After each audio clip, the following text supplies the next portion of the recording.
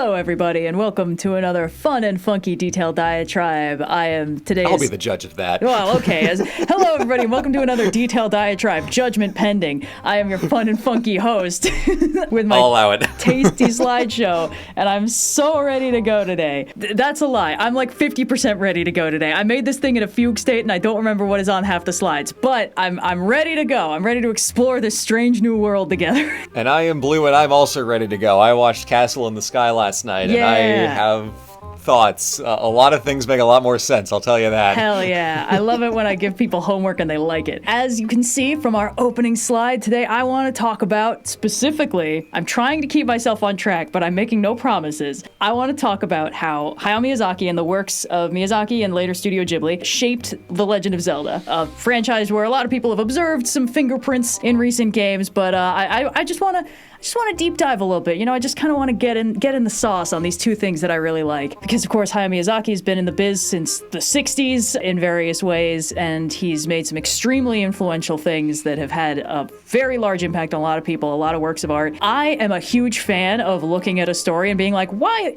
is it like that? Why did they do that? Mm-hmm. And one of the more interesting ways that you can answer that question is, oh, it's like that because something else was like it first, and they got the idea from there. And I just love tracing out kind of like inspirational genealogical trees, and Miyazaki finds himself in an awful lot of artistic family trees, so I wanted to talk about that. And we will be keeping focus on Zelda, except when I don't want to, just fair warning. Ghibli and Miyazaki is definitely kind of a singular presence in culture, and we're lucky enough to basically be able to have seen the career unfold as far as it has for those of us who grew up with the movies, or in my case was a relative latecomer. Mm-hmm. Because it is rare that you get a creator whose work influences fucking everything that comes after it, and there is truly a before this creator shows up and an after. Yeah. And I know we can talk a lot about, like Tolkien for fantasy. I think, I don't know what the word is that I would use to describe the Ghibli style and genre, but there is a genre that exists now that didn't before that I think we're going to unpack a little bit of today. Yeah. So it's good. A lot of people who existed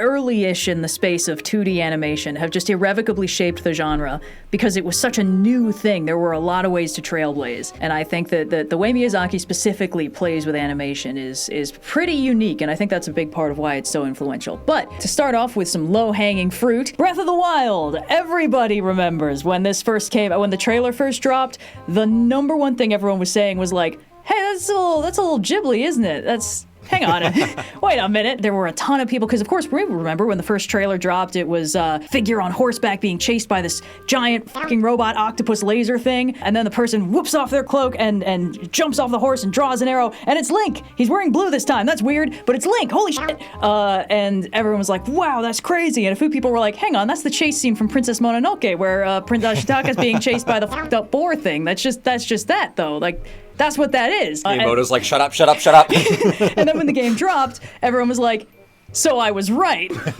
There were just a lot of people were like, wow, yeah, okay, first like proper open world Zelda since Wind Waker. This really like feels like somebody took the Ghibli movie aesthetic, the rolling fields of grass, the wind whipping through it, the ancient ruins overgrown, they took that and they were like, let's let Link run around in that. Okay, great, amazing. Because classic Miyazaki, I've described it as cottagecore post-apocalypse. You have this beautiful, like ancient advanced civilization that was unmade by its own hubris, and now nature is reclaiming it because there's a very strong theme, especially in the early stuff, of like nature conquering the works of man pretty much effortlessly. Link himself has a new Ghibli-ish look. A lot of people were drawing the Princess Mononoke connections. And of course, this, as I've mentioned, everybody noticed this one. I'm not going to linger on this too far because it's already well-trodden ground, but I did want to point out a couple things, just like some highlights of Breath of the Wild where it's like, oh yeah, I can see the fingerprints here. Obviously, Link's spiffy new design has big Ashitaka energy, and everyone's like, what are you going to do, fuck up his arm in the sequel? And Miyamoto was like, what? No. Why would we do that? Miyamoto's like, I'm already 4 parallel universes ahead of you. The Guardian robots have a lot going on, but they also bear a strong similarity to the Guardian robots from Laputa, which, because you did your Ghibli homework, you know what I'm talking about.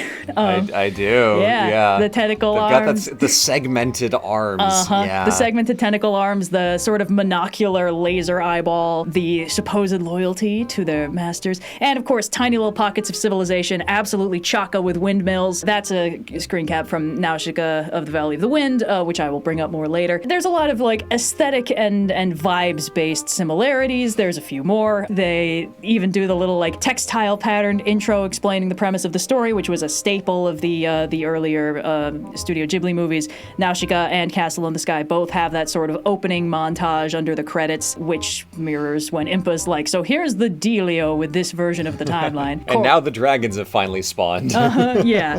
Koroks have a lot of similarities to the little funky dudes from, again, Princess Mononoke, as does the Lord of the Mountain. There's a lot of very clear Princess Mononoke influence, although Mononoke is not one of the movies that I imprinted onto like a baby bird when I was little. I watched it later in the game and liked it, but it's not as foundational in my psyche as Castle in the Sky and Nausicaa were. So there is a video that I wanted to recommend that unpacks this in a lot more detail, so I don't have to. It's this channel Beyond Ghibli, and they have a video called With Eyes Unclouded, how Studio Ghibli inspired Breath of the Wild. It's very good, and it delves a lot more deeply into how the themes of Breath of the Wild also are drawing from a lot of Ghibli influence, especially Princess Mononoke. So I highly recommend you guys check that out. I will link it in the description because it's real good. And this is a person who cares a lot more about Princess Mononoke than I do, so their analysis is a lot better than mine. And then, of course, 6 years later, Tears of the Kingdom hits us with even more Ghibli vibes, very, very blatant ones in this one. They're mostly drawn from the same set of movies as Breath of the Wild was, which is Nausicaa, Castle in the Sky, and Princess Mononoke. There's a little bit of Spirited Away for flavor, because everyone had already drawn the Ghibli connection when Breath of the Wild came out. When Tears of the Kingdom dropped, everyone was basically like, oh cool, they're doing it more, because the trailer put a lot of focus on Sky Islands, so everyone was like, oh, yeah, I remember the Ghibli movie about this, Laputa Castle in the Sky, 1986. It was great. I already made an entire video about Tears of the Kingdom and the Sky Islands specifically, with a whole diversion about Castle in the Sky and how the aesthetic is drawn from the same place. I'm probably going to understand that video a lot better now, having actually seen Laputa. Why? Yeah. I was following along well enough, but now I'm like, oh, okay, yeah, I see how it fits together. Yeah, I gotta get more cavalier about assigning you homework for these things. So also a lot of people pointed out that Link's newly fucked up right arm was very on brand for Prince Ashitaka and Princess Mononoke, who literally opens the movie by getting his right arm absolutely wrecked by the malice-like evil curse of hatred that is poisoning all of the godlike divine beasts, you could say, in that movie, turning them against each other and the lands they were meant to protect. Anyway, so a lot of people were like, okay, yeah, I smell what you're stepping in. So there's a lot more little like Tears of the Kingdom highlights that draw on the design. Again, Zelda gets a spiffy new Ghibli-esque redesign. She's sporting the patented Miyazaki heroine haircut, and of course the Sky Islands draw very strongly aesthetically from Castle in the Sky, but the depths were the big surprise in Tears of the Kingdom, because none of the advertising was like, you can go under Hyrule into an entire second map. They really buried the lead on that one, but it very strongly resembles the Sea of Decay. Jokes. Buried. Yeah. So it really strongly looks like the Sea of Decay from Nausicaa. It's got these like alien plants. There's this sort of like miasma in the air. So that's very extremely cool. Real quick spoiler warning. The game's been out for a little while, but still, just quick, spoiling the entire end of the game, okay? Just so everyone's on the same page. In terms of the most blatant chunk of inspiration that was taken almost intact from a Ghibli movie. Our hero helps the dragon. They'll ever regain their identity, causing them to revert to human form and fall out of the sky together. Fun fact, when I was midway through the game and I had realized that Zelda had turned herself into a dragon and lost her identity, initially I was like, oh god, is the game gonna let me fix this? What am I gonna do? And then I was like, there is a Ghibli movie about this, so the odds are pretty good I'm gonna be able to get her back. And I was so happy to be right. But yes, so the Ghibli bones are all the way down in this game, and I like it quite a bit. Also, once again, second recommendation from Beyond Ghibli, they have another video about how Tears of the Kingdom is shaped by Ghibli movies, especially with an in-depth exploration of Zelda's characterization as a very Nausicaa-esque sort of science heroine, ecologist trying to study the world around her. Just a lot of very interesting unpacking. Again, these videos already exist, so I don't need to retread old ground, and I'm very happy happy about it because there's a lot more to discuss. One of those things to discuss is that this is pretty clearly like purposeful. This isn't an accident. This isn't, we're drawing from the same general space of tropes and the same general cultural zeitgeist. Like, it's a very like loving homage, but it's pretty overt that, in my opinion, I will say, this is the kind of thing that cannot be scientifically proven, but like, come on, we've been new. I do want to highlight that, like, I think this is a very loving thing. It's very clear that the way the new Zelda games draw on the aesthetic of what I call the Ghibli gold medalists is that they are clearly like, these movies are beautiful, the stories are beautiful, the characters are beautiful. I want to be able to capture that and recreate it in a context that people can explore freely as an open world. And I think there's a very interesting conversation to be had about how inspiration and originality are sort of at war with each other. And, you know, there's been a lot of discussion this year about originality and like plagiarism and stuff like that. There's been a lot of conversations about like, this concept has been like stolen from this place. And when I look at something like this, I'm kind of like, okay, this is how this is supposed to look. This is how it looks when you're inspired by a work of art that you love, and you're like, I want this to make my art better, rather than, hey, that's a good idea. I bet I could take it and nobody would know. Like, yeah, I will say, if you go back a slide, I think one of the things that makes this work, whereas, you know, like some things are just plagiarism, is that this is essentially the concept of Ma, the empty interval where you're just kind of in the space, and Miyazaki does that with the movies, and Nintendo manages to capture that in the games. And the idea that this isn't just like, you know, a copy of plot beats and design aesthetics, but it is essentially an adaptation. Yeah. With a lot of considerations put into that to make Breath of the Wild and Tears of the Kingdom work in the context of a game with all of this Ghibli inspiration. I feel like there's a very strong element of, we're taking movies and then translating that into a game that I won't say it provides them with cover, because there is still a sense of the inspirations are clear, they're present. No one's fooling anyone here. No one's trying to fool anyone. But I think there is a lot to be said for the fact that this is fundamentally a work of adaptation from one medium to another that allows for Breath of the Wild and Tears of the Kingdom to still have a lot of originality to them, because in games no one had done this before, and they still had a fantastic accomplishment to be able to do that. Yeah. But there's a bit of balance between what is just very, very good, taking of inspiration and loving homage, and then what is truly something new and innovative in a video game space that hadn't been done before. Yeah. Via adaptation. Yeah, a way to take something that Miyazaki had figured out how to do and translate it into a completely different medium. And there's a lot of very interesting stuff to unpack there. But I did think I needed to at least like bring up the whole thing about like originality and inspiration, because this is a complicated space. I've got a friend who's like working in like IP law when it comes to like music, and this is a really horrifying fight that keeps happening of like, you can't use that chord progression, that's my chord progression. And it's like, well, I don't know if that's correct, like that kind of thing. People keep trying to sue Ed Sheeran because he's like one of the most popular, you know, musicians on earth. And one of his trials a couple years ago, someone took him to court for saying that, I think it was Shape of You, like copied some other song. And as part of his defense, he took out a guitar in court and started playing a bunch of like other songs in different key signatures and stuff. And it's like, all this shit sounds the same if it's in the same key. So of course it's gonna sound, so it's just they're in the same key. That's as far as it goes. Yeah, but then you get cases like this where it's like, this is very clearly and purposefully drawing inspiration from these movies, these shows, the works of this creator. And it's clearly because the creators of Zelda think that Miyazaki is very cool and that the art he creates is very impactful. But there is a degree to which, like, I study tropes for a living. I don't give a shit about originality. But I think that there is a certain degree of like, how much of this is okay that's just inherent in this conversation. But it is interesting to me that Ghibli and Zelda have very similar vibes. You know, they're both in large part about like, you're a kid of undetermined age and the world is big and complicated and very, very old. And it used to be so glorious, but now, you know, things are sort of different and complicated. Like every Zelda game, even the first Zelda, even Skyward Sword is like back in the ancient days when older shit was happening. The old bitch were in ancient times problem. but they have very similar energy. And Verified Gilgamesh moment. but it's interesting, and it's kind of surprising that it's taken the Zelda team this long to start really leaning into the Ghibli connection.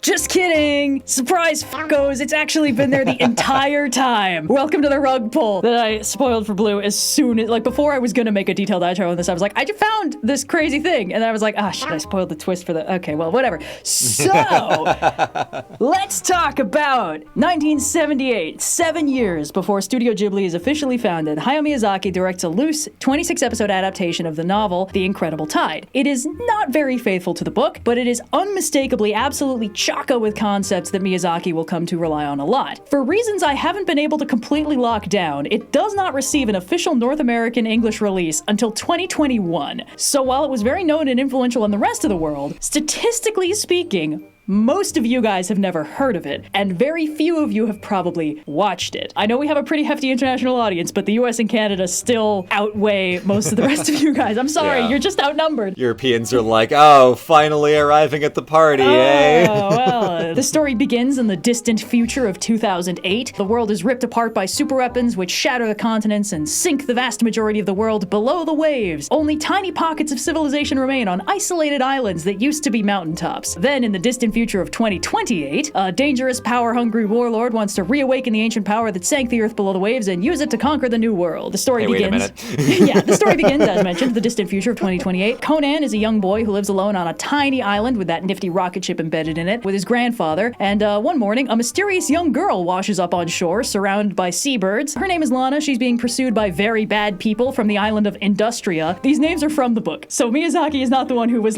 on the nose like the bad guys are. Industria. They want her important grandfather who can give them access to the ancient weapons that destroyed the world back in the day. Lana and Conan become fast friends, but Lana, of course, is immediately abducted by bad guys, and Conan's grandfather is mortally wounded. And then as he's dying, he basically tells Conan, hey, look, you can't stay on this island alone, and nobody can live alone. No man is an island, you could say. You have to go out into the world and find true friends. Tells the story of how the rocket ship got embedded in the island. It's great. The show's good. And then he dies. Conan grieves. Again, Miyazaki loves taking a long time to show small moments, and Conan experiencing basically the death of the only person who he's ever really known. We get to see it play out. He processes it, and it's pretty rough, but it's a very gentle scene, kind of, as we see this kid process grief. And it's very cool to me that even this early in his career, Miyazaki's already kind of got the rhythm down that makes his work so iconic. Conan builds a raft, sets out for Industria, bunch of stuff happens. He ends up basically signing on this crew of sailors that later become pirates. Hey, wait a minute. Yeah, Lana's being held in this big island fortress. He has to sneak in, climb around the outside. He finds Lana, but he fails to rescue her, and then a bunch of other stuff happens, and then for 20 more episodes also happen. One thing that's cool about Future Boy Conan is that it is very clearly the blueprint for my favorite Ghibli movie, your Ghibli homework for the day. Yeah, I was gonna say, hey, I recognize those braids that on the protagonist lady. Familiar. Yeah, Future Boy Conan is very clearly a very early first draft of the story that Miyazaki later refined into Laputa Castle in the Sky. Down-to-earth boy finds a mysterious twin-tailed girl being pursued by ruthless, very bad military people because she can give them access to an ancient super weapon, and they become friends, but she's kidnapped and held in an impregnable fortress, and then a stint with some pirates, and they reunite, and then there's an even more perilous adventure to stop the villain from utilizing that reawakened ancient power to decimate the world. You guys can't see the hand gestures I'm doing right now, but trust me, I've been voguing this entire time.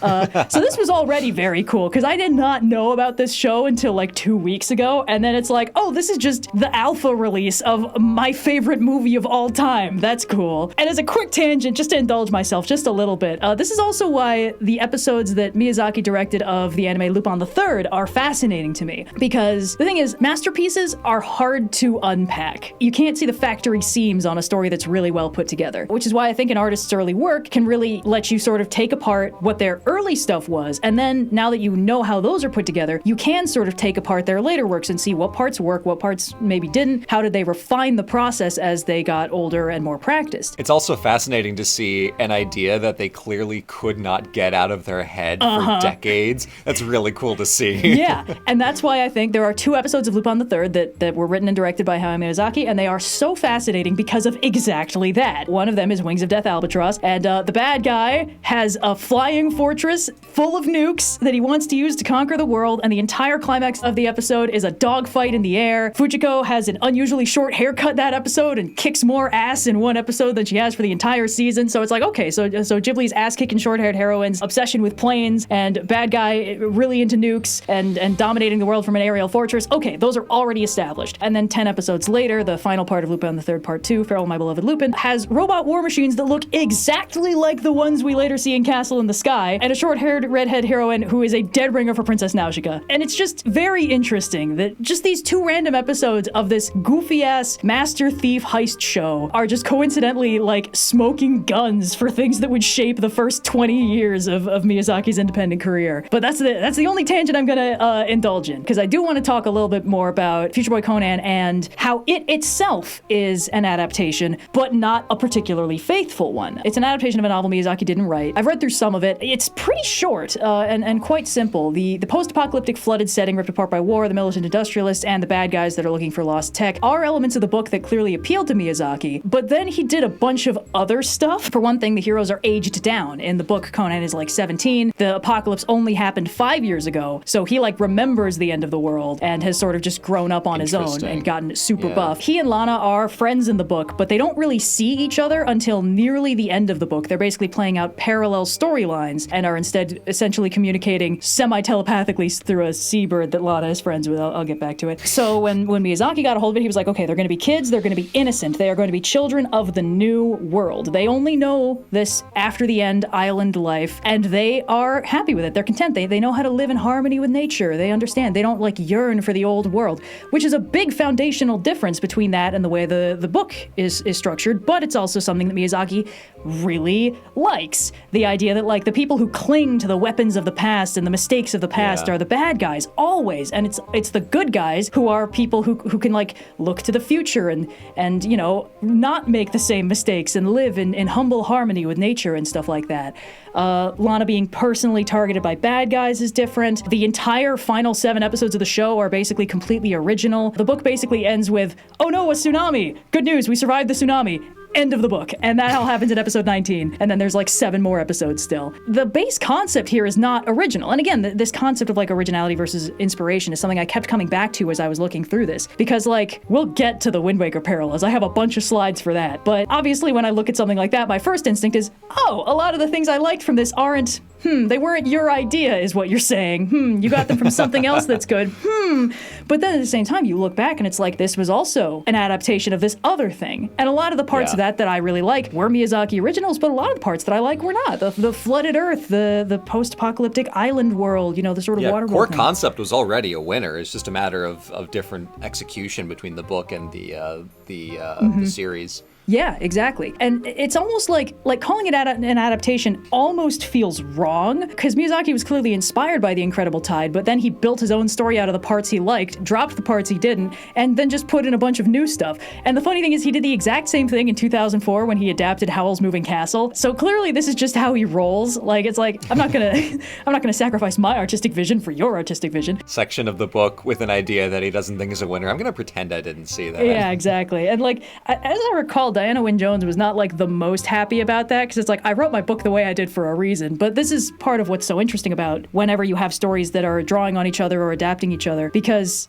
you know, the artist made their story that way for a reason, and then another artist being like, interesting, let me just carve this part off, make this part better. Like I could see that being a smidge hurtful, but the art that comes out of it is just different. It's not, you know, not bad. So I just think that this is a really interesting like waypoint in the progress of Miyazaki's career, because it's like, this is a story that inspired a lot of other stories, and it is itself not original. By its very nature, self-admittedly, an adaptation of a book that Miyazaki didn't write. There's an idea that's rolling around in my head, and I'm trying to figure out what exactly it is. Oh, I love it when that happens. There's definitely, in every piece of art, it's a conversation between at least two things, maybe three, which is the artist, the inspiration, and maybe some other third thing. Because with Future Boy Conan, there's clearly, the original story, and then there's all this stuff that Miyazaki brought to it. So it is an adaptation, and I guess in the same way that we were saying, like Tears of the Kingdom, Breath of the Wild. God,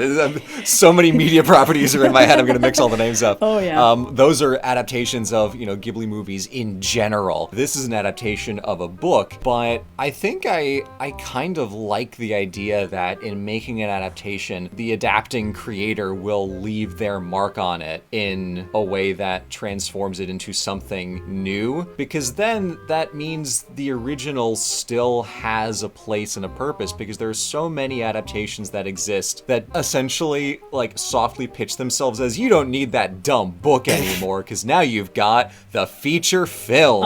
It's like, okay, maybe that's not a helpful mindset to have. So I can understand it if the original authors are like, hey, you gotta change some stuff. I guess you didn't like that part that I wrote, huh? All right, big smart guy over there.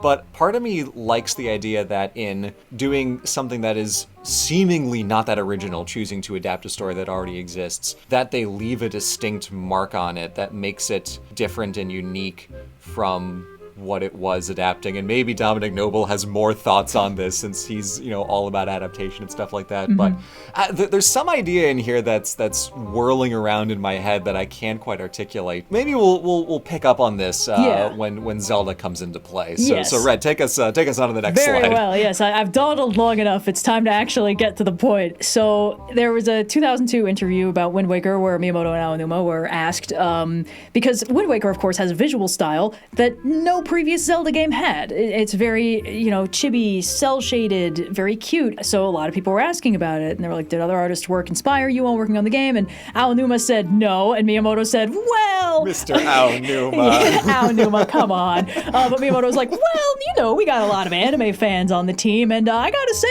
My Neighbor Totoro was pretty good. Laputa was also quite good. It's like, oh, interesting, two works by Miyazaki that aren't the one that shaped your entire game. How cool. But they bring up this interesting point that, they don't want to make a game based on someone else's style, but they do want to take something people have seen and do something new with it, which is an interesting angle. It is playing a little bit coy in the parts of the world that we're lucky enough to have access to Future Boy Conan before 2021. It's a little bit of what seems to be kind of an open secret that Future Boy Conan is very strongly an inspiration of Wind Waker. I went looking for this because here's the funny thing. I could have sworn that after I watched Future Boy Conan, I read through the TV tropes page, and I could have sworn there was a little trivia on there that was inspired Wind Waker, because that was just in my head, and then I couldn't fucking find it. So I don't know how maybe I don't know, maybe the muses divinely inspired me in a dream, and I woke up oh, fucking Zelda, Future Boy Conan. But there's all these just random comments from forums in 2011 that are yeah, I mean, we all know that it's inspired by Future Boy Conan. It's yeah, we all know, and a handful of people have noticed this influence, but it's, as far as I can tell, it's never been openly cited by the creators as an inspiration, probably because if they said that, everyone would be able to see it. And this is interesting because the Nintendo team is always very coy and sly and not sneaky, but they like to play their cards very close to the chest when it comes to how they make their games. And I don't know if this is just a corporate philosophy that Nintendo has stuck to, but they do not talk much if ever, about the tech behind their games. They gave some presentations about how they created the open world for Breath of the Wild and then scrubbed them from the internet. So when Mark Brown, Game Maker's Toolkit, was making a video called essentially How Nintendo Made Breath of the Wild, he had to get someone to translate a bunch of old design documents in Japanese because all the English language ones had been scrubbed. Nintendo just kind of operates like this. They really don't open up their creative process that much. So I can understand someone like Aonuma being like, no, I've never been inspired by anything. And Shigeru Miyamoto's like, Eiji, come on, buddy. Yeah. But this, honestly, it's very typical for how Nintendo operates. They do not show their hand almost at all compared to other studios or other, artists in general. Yeah. So it's weird. It's weird, but it's very Nintendo, not just with the story stuff. They do this all the time. It's like, yeah, no, my ideas just sprang fully formed from forehead of Zeus. I just know the whole thing from the ground up. I've never even Zeus, also my idea original. That's I've never even seen a television. So let's just present our evidence before the courts. When our story begins, our hero, who is a young boy who lives alone with his grandparent and has known no world other than this vast ocean, hangs out with a young girl with twin pigtails who is constantly surrounded by seabirds. In Future Boy Conan, bad time to drink tea.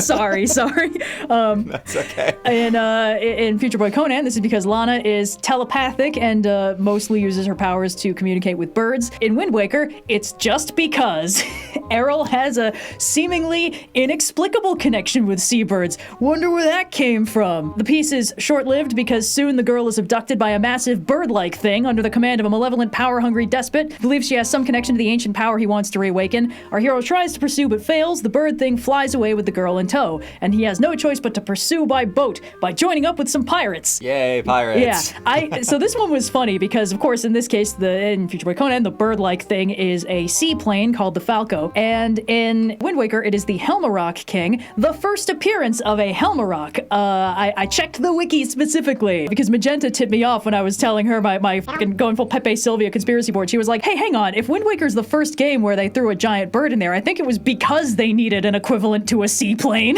So that was pretty funny. Our hero, of course, must attempt to rescue the abducted girl from a heavily guarded oceanic fortress, and he has to sneak in by scaling the outside, including some very precarious ledge climbing. Fortunately, he knows where she's being held because her window is surrounded by seabirds. So that's a lot of fun. God, the comparison is astounding. With this 3-shot reverse shot. Wow. Thank you. And obviously, Wind Waker is bringing a little bit of its own style to the kind of cartoony, a tree with a bunch of anchors hanging off of it, whereas the prison on the left is such a fascinating shape. It's like the Stanley Cup from hockey. What the fuck is up with that? It is a triangular-shaped building with 3 identical towers at different corners. It's pretty interesting. And if I recall correctly, in Wind Waker, of course, Link is like, oh my gosh, that's the bird that stole my sister. She must be here. And in Future Boy Conan, it's like, hey, that's the seaplane that stole Lana. She must be here. It's very... So that's a lot of fun. There were a lot of parallels. I had to cut it down so it would fit on the slide. So our hero escapes the fortress, but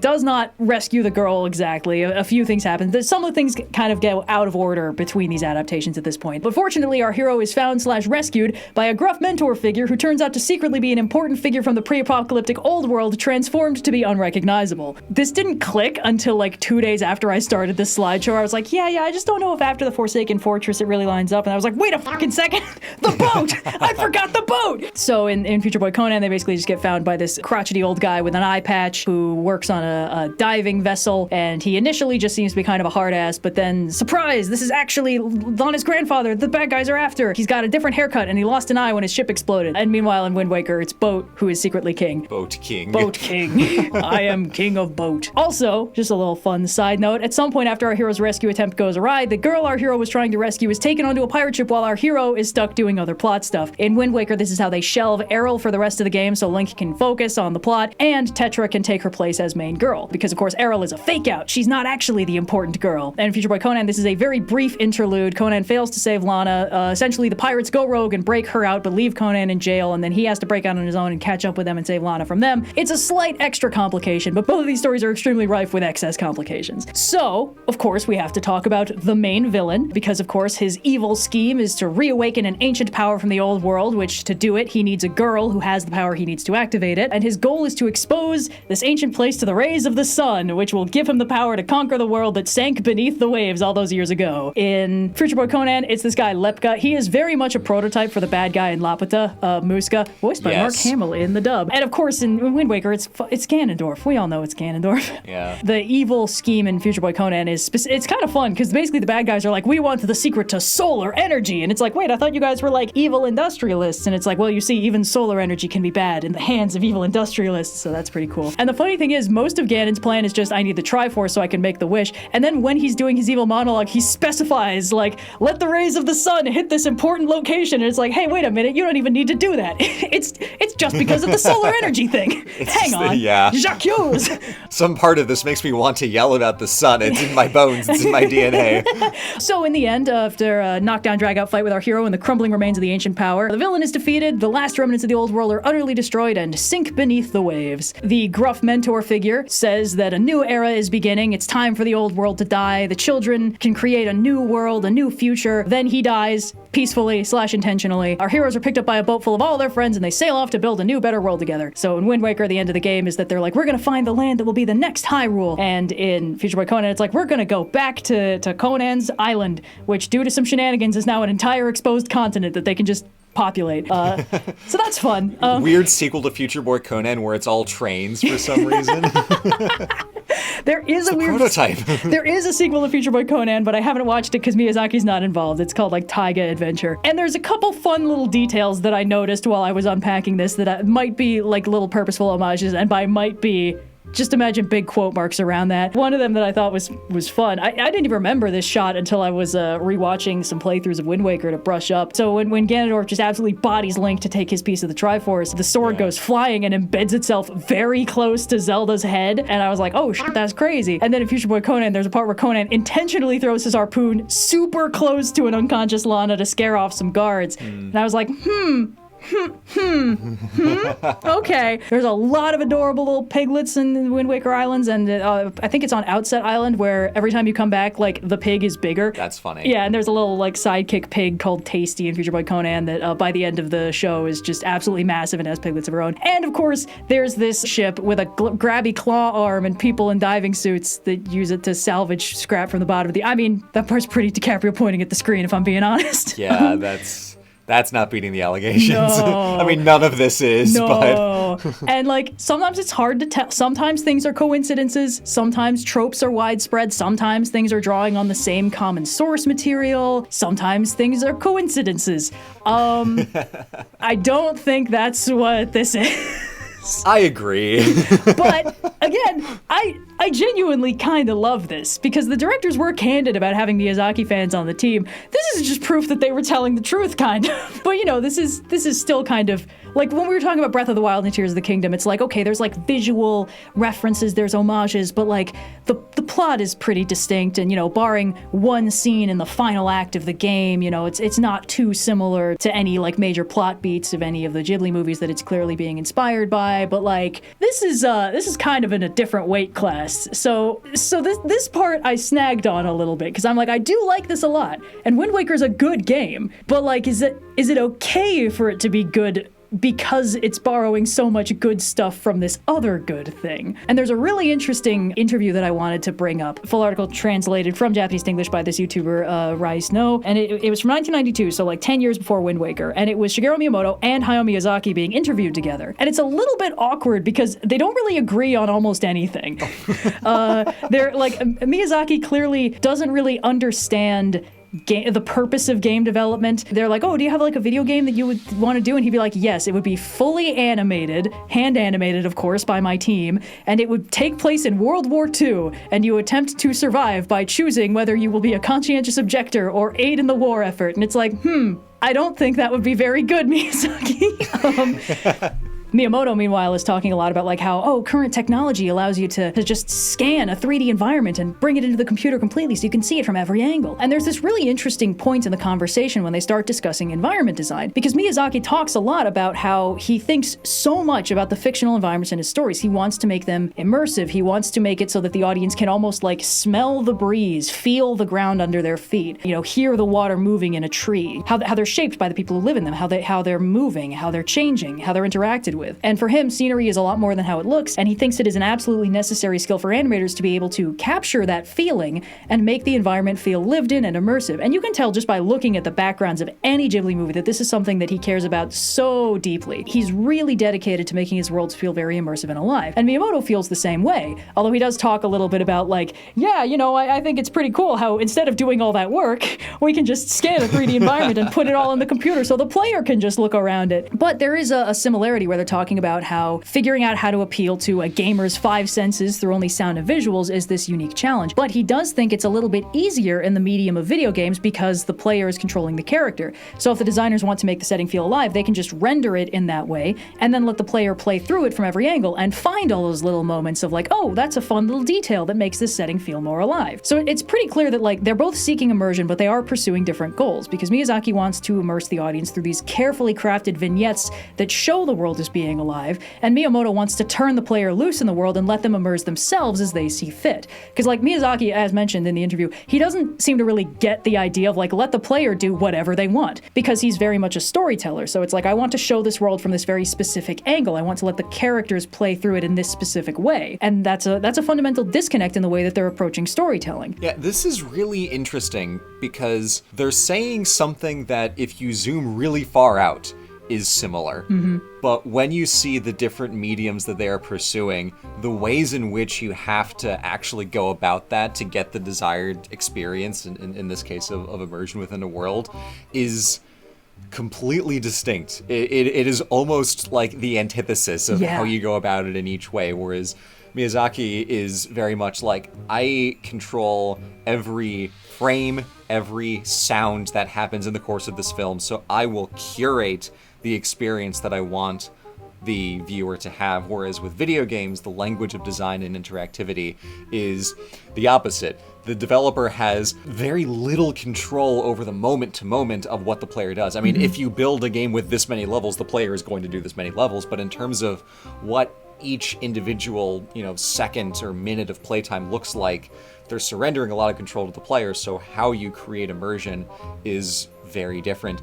It's fascinating to see them have such different perspectives. The kernel of it in the middle is that they agree with the importance of immersion, but their methods are almost completely opposite. Exactly. It's so weird to see that they can, I guess, over the course of long and winding careers for Nintendo and for Studio Ghibli, to touch on a lot of these same ideas and make plot beats and themes carry so smoothly from one to the other and feel so distinct to this style where, Breath of the Wild and Tears of the Kingdom were like, yeah, this is Ghibli but a video game.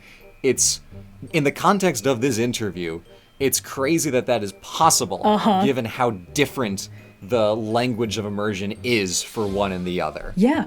That's part of what I think is so interesting here, because these two clearly are sort of struggling to click with each other and click with each other's art forms and understand what makes them work. Miyazaki will say, like, I love handcrafting an environment and showing tiny slices of it to the audience to really make them feel like they're there. A single shot of like a glass beer bottle at the bottom of a little clear river and like the sound of water moving through the trunk of a tree. And then Miyamoto will be like, oh, don't worry, you don't need to do all that work. we can do that with computers now. And meanwhile, Miyamoto will be like, yeah, we love to just turn the audience loose and let them explore. And Miyazaki was like, I would love to make them explore the horrifying social trap that World War II inflicted upon the people that it captured in its net and forced them to choose between starvation or participation in war crimes. It's like, okay, yeah, you're talking about very different things all the time forever. And this interesting point where the Venn diagrams like almost intersect, where they're both understanding the same purpose of environment design, but they're both approaching it from the perspective of basically masters of two entirely different mediums. And it almost feels like it would be impossible to resolve, because Miyazaki crafts these stories with worlds that feel lived in and alive, with an enormous focus put on how they work and how the characters interact with them as they move through the space, which reveals these thematic truths about the world and its stories. And the worlds are meant to engage the audience in every dimension and make them feel that the world is this real, dynamic, and immersive thing, almost really the main character of the story, even though we only see the world through the eyes of our main characters. And then Miyamoto crafts these games based on how much he loves exploring these living, complex environments and that feeling of adventure that comes from finding these odd little corners of a complicated world. He thinks that the best way to do immersive environment design is to basically just build the environment top to bottom and then let the player loose on it and focus on whatever they want. And that's a promise that was essentially made with the original Legend of Zelda and then fulfilled with Breath of the Wild, right? I would say. Free exploration in an open world, basically carefully crafted to feel alive and immersive. And obviously limitations of technology, limitations of the medium means that like original Zelda is like, you're a little top-down pixel guy. good luck. Breath of the Wild really felt like you were really exploring a world. So, judging by the way that these things almost synergize, this is what I think happened. I think there's a pretty clean flow chart of events that explains what went down. Of course, we start with the Incredible Tide, and Miyazaki gets a hold of it, and he's like, wow, this book is neat, but I really want to make the world feel alive. I want the audience to be able to smell the sea air, feel the early morning breezes, immerse themselves in this post-apocalyptic and beautiful world, and also it should be about the horrors of war and cool airplanes and the importance of living in harmony with nature and why the military is bad. And then the Zelda team sees this and are like, wow, this anime is so goddamn immersive. God, I wish I could just freely explore it in some sort of interactive format. Wait! And that's how we get Wind Waker. That's what I think happened. Prove me wrong. Yeah, no, that tracks. I mean, you can definitely see a much stronger authorial intent behind the adaptation of The Incredible Tide into Future Boy Conan, and a less strong authorial intent behind the Wind Waker, where there's still a lot of artistry and original ideas to that game, and the entire hoist of making it playable, similar to the entire hoist of making a book into a visual medium. But I think you see the fingerprints of Miyazaki much more strongly on Future Boy Conan. Miyazaki's like, oh, this should be about the horrors of war, whereas it seems with the Wind Waker, it's like, this should be about Future Boy Conan. And you get the sense that thematically, they didn't bring as much to the adaptation besides, let's put this in the context of the Zelda lore. So we do kind of meta-narratively have a little bit of the sense of what this previous world used to look like. And an interesting consequence of that is that maybe the player can sympathize with Ganondorf a little bit because they understand what it means when Link goes down into Hyrule Castle and sees all this stuff. Like, we understand the legends of the hero they're telling in the stained glass murals in the castle and stuff like that. So there is a benefit narratively and thematically that is brought to the story by putting it in the Zelda world, and I don't want to discount that at all. But in terms of the addition of themes to tell a bigger, deeper story, you see that much more strongly with the Ghibli movie than you do as a transformative work in Wind Waker, where really the most important thing they did was turn it into a game as opposed to transforming the story into something new. Yeah. Well, and I hope that's not too scathing of a critique there. No, I mean, I think that's a very solid angle, because one of the things I did want to bring up is that when you look at the story beats of Wind Waker and you compare them to Future Boy Conan, you're like, oh, okay. But the experience of it as a game is completely different than the experience of watching a 26-episode anime. Yeah. And the fact that it is in the Zelda universe, which is at this point established, also has an impact. I mean, the thing is that the villain of Future Boy Conan, Lepka, he sucks. He's a nasty man. He's not particularly interesting as a villain. He doesn't have the same like charisma or gravitas that even Muska from Laputa does. Yeah. But Ganondorf, like Wind Waker Ganondorf, was like the definitive Ganondorf for a really long time. He had this gravitas. He had a point. He had really solid monologues. Like, he's a much... I think the Ocarina of Time fans might disagree, but I take your point. I take your point. Is it not the same Ganondorf? I keep forgetting.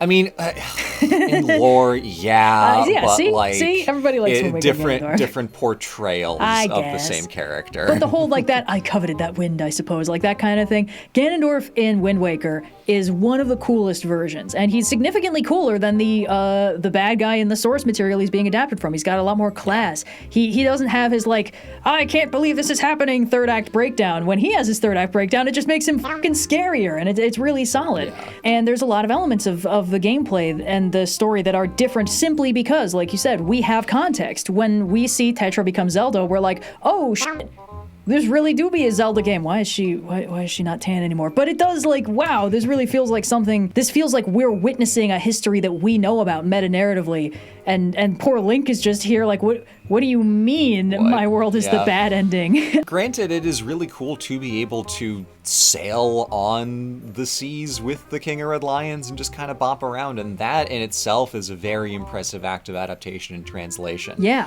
So I don't want to make it seem like, oh, the Zelda team, those thieves, they had no ideas at all. I don't want to make it sound like that. I think bringing back to the point I was making earlier, where 2 cakes, where it's you can get a sense of like, this is plagiarism, this is bad, this is not fun. But I think for me, if I see some originality in there, some new idea that's brought to the table, I'm a lot more willing to overlook similarities to previous works, even in the case of Wind Waker and Future Boy Conan, where it is very obvious.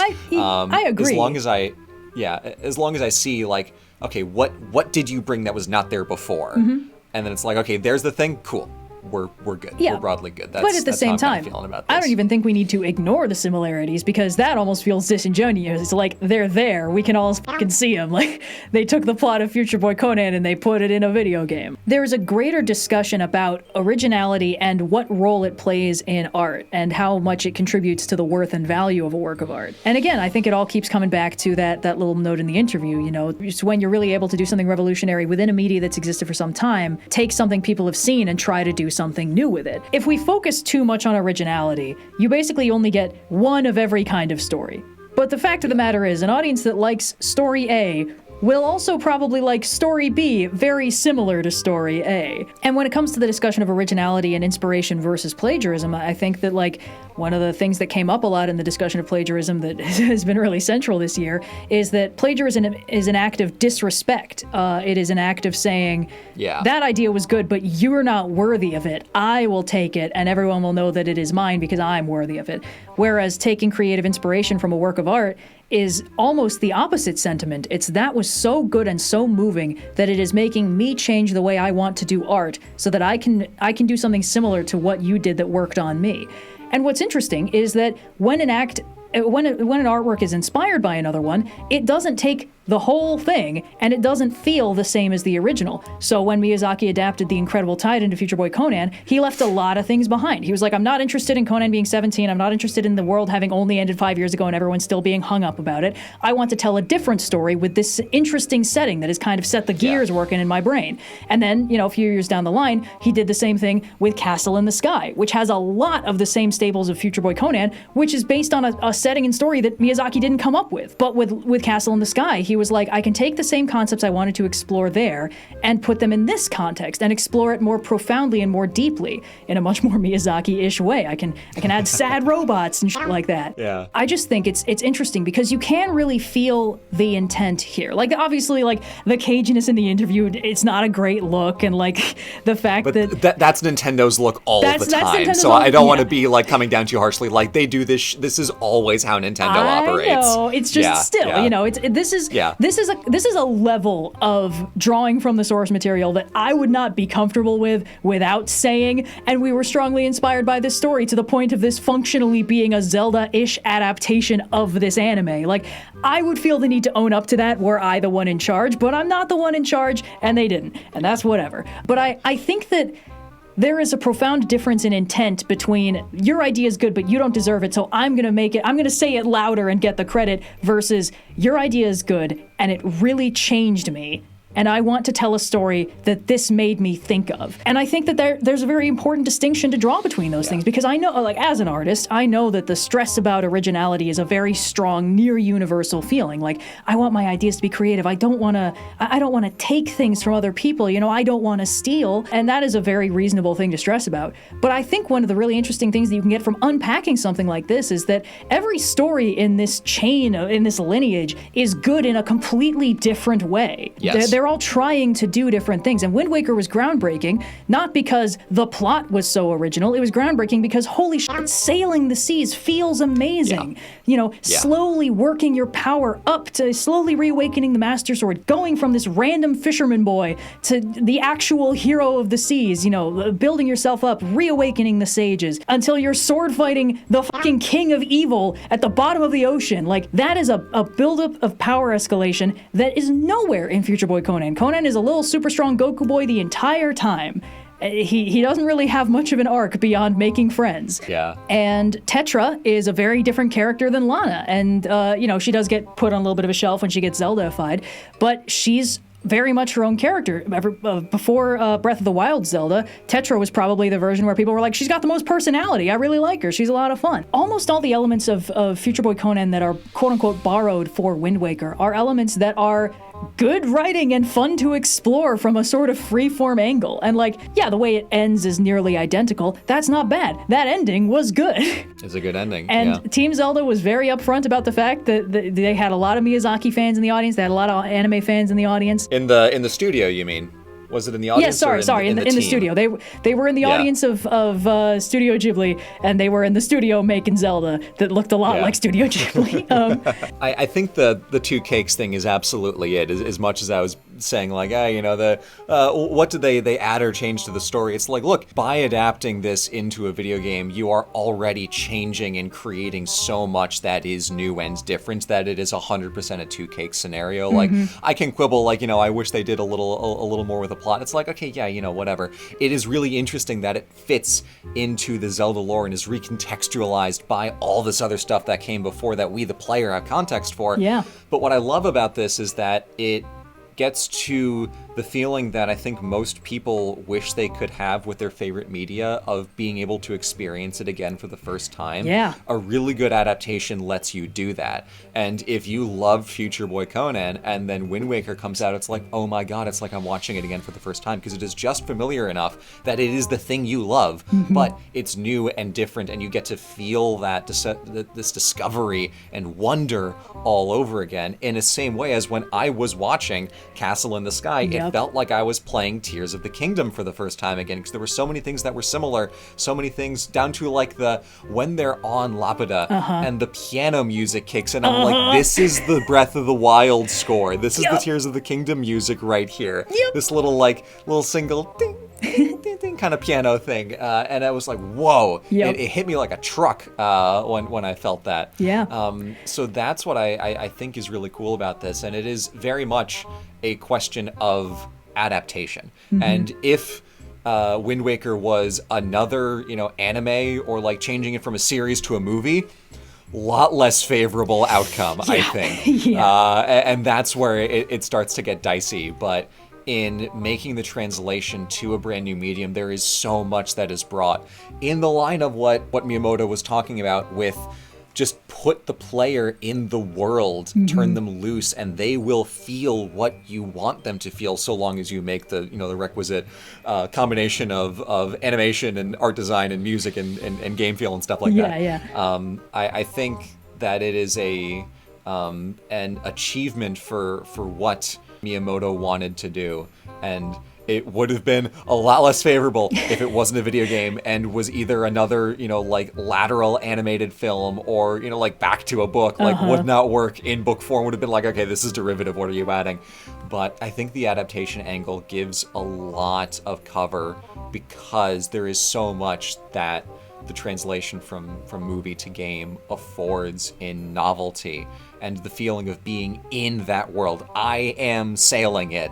Is so strong that even if the plot is really freaking similar, even if the aesthetics are really freaking similar, it's a completely different experience for the viewer, I guess, viewer turned player. So I don't want to be coming down on this too harshly, just because I am celebrating Miyazaki and Studio Ghibli, or I guess this is before Ghibli, celebrating Miyazaki for a work of transformative adaptation with a very strong authorial intent added onto it. I don't want to take away from what Nintendo is doing, because as an adaptation, it is so impressive that it works at all, let alone is some people's favorite Zelda game. Well, that's why I think it's, I'm really glad that you brought up the thing about like, oh my god, I can re-experience this thing again for the first time almost, because that is exactly the experience I had by discovering there was a classic Golden Age Ghibli thing I'd never heard of, and then watching it realizing this is just Castle in the Sky, the prequel. That's amazing. Like, I love Castle in the Sky. It's probably my favorite movie ever, and I love Nausicaa, and the thing is, I love those movies so much, and I have not loved any newer Ghibli movies as much as I've loved those, because he's sort of moved away from the specific themes that really resonated with me, that I personally, as an audience member, really liked. And that's completely fine. What he's doing is what he wants to do. But for me, that sort of cottagecore post-apocalypse, that sort of eco-exploration of a broken world, but people forging new lives in them, having fun adventures. Castle in the Sky was so formative for me. And learning that, like, hey, we have more. There's like a little bit more, and you didn't know about it, but it's from that era that you really liked. And then basically learning, Oh, and also this game that you haven't played but like know by reputation, it's this. Like, Yeah. I got 2 new things for the price of 1, and a whole 3 cakes. yeah, and a whole new perspective on this thing that I had never drawn the connection before. And that's why I wanted to make this presentation, not to be like, J'accuse! Zelda, not the most original franchise in the world? How dare! I genuinely think this is so interesting to unpack, and this is a very enriching thing for me to do with stories that I like, is to understand why they're like that, what shaped them, what inspired them. And in this specific case, finding like, hey, we got more of that Ghibli thing you like, and also it shaped this thing that you already knew about, but now you have a new angle to look at it from. I love this. I love this a lot. Like, I don't care how original something is, I care about how good it is. And these are both good. And I'm really glad to have realized, like, oh, they're distant cousins. That's awesome. Yeah. Well, distant cousins, not that distant, but I do think even though we kind of framed the narrative progression of this from we knew about Breath of the Wild and Tears of the Kingdom and we just found out about Wind Waker, I think there is kind of a positive character growth at Nintendo where they've become a lot more comfortable with their relationship to other media, and genuinely a good thing. And I think the way that they treated the Ghibli inspirations for Breath of the Wild and then for Tears of the Kingdom, I think is a lot healthier, where it's like, look, we're not fooling anyone. Y'all know what's up. And that's okay. There's so much else that's in this game that is new and unique and different. And that's a case of a very strong extra authorial intent by Nintendo that makes it tonally and thematically new and distinct.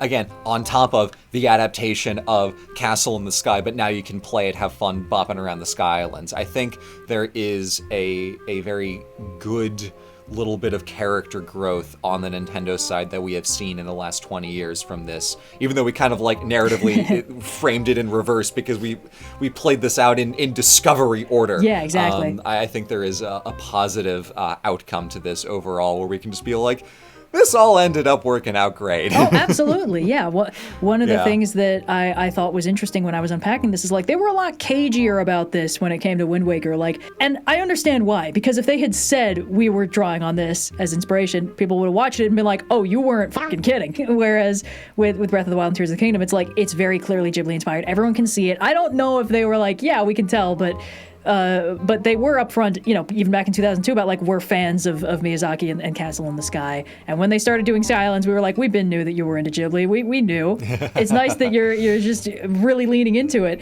Because I was like, God, I love Castle in the Sky. I wish there were more games like that so I could experience more of it. And then they were like, yeah, we can do that for you. And it's good. But the thing is, again, looking down the chain, the way that Tears of the Kingdom adapted Castle in the Sky's ideas is not my personal favorite. I think that it's aesthetically absolutely gorgeous. But one of the primary complaints about the Sky Islands, and I had a whole detailed diatribe about like why this was good writing, but like my personal preference, I didn't think there was enough to do. I didn't think there was enough to uncover up there. Because the stuff that I got out of Castle in the Sky is different than the stuff that Team Zelda got out of Castle in the Sky. So it inspired us in different ways. The things that I would make derived from that would look very different than the things that they made derived from that. So when I played through it, I was like, this is gorgeous. This is like 90% of the way there. But if I were doing it, I would change a few things. And that's how this chain continues. That is how inspiration creates stories that resemble the earlier ones, but are different in key ways. Because every art form, every story impacts every member of the audience in a unique way. And some of those audience members go on to create new things based on what that inspired them. And a lot of the inspiration process is, that was almost perfect, but here's how I would do it. And I think that's what we're looking at here. They saw this show, they were like, almost perfect, here's how I would do it. And I think that is such an interesting, loving, creative process. And it's very easy to be like, hey, those two things look too similar, that's not original. Like, I love noticing those patterns. As you can tell from this entire slideshow, I love having that moment of like, hey, wait a second, those are the same thing. Love connecting the dots, love my conspiracy boards. But it's not a bad thing. It is, I would say, an inevitable thing of the artistic process. If you strive for originality above all else, you're going to be avoiding a lot of things that work and are done a lot because they work. And I do think it's a good thing that Team Zelda has gotten a lot more comfortable about taking inspiration from things, and a lot better, I would say, about taking sparse inspiration from a diverse set of things rather than just one thing. But it's inspired by the corpus of Ghibli work rather than here is a game adaptation of this one movie. It's a much healthier. Again, not that Wind Waker is bad, right? But the way they handle it now is broadly speaking a more creatively healthy long-term strategy. I agree, and I think this is a very fun little thing to notice, and I'm excited to see more because again, I would love 2 cakes. I love 1 cake, 2 cakes even better. Yeah. So I never know how to end these things. I guess if we have any closing thoughts, we can use this lovely background. A very strong little boy. The ultimate combination, the true smoking gun connecting these 2 disparate stories. Amazing. Yeah. I feel like you can just print this in the Hyrule Gazette century after century. Oh yeah, absolutely. They just get to they change the date on the newspaper and then they're just like, yep, nation saved by a strong little boy again. But yeah, no, I loved unpacking this, in part because the initial investigative process was so rewarding.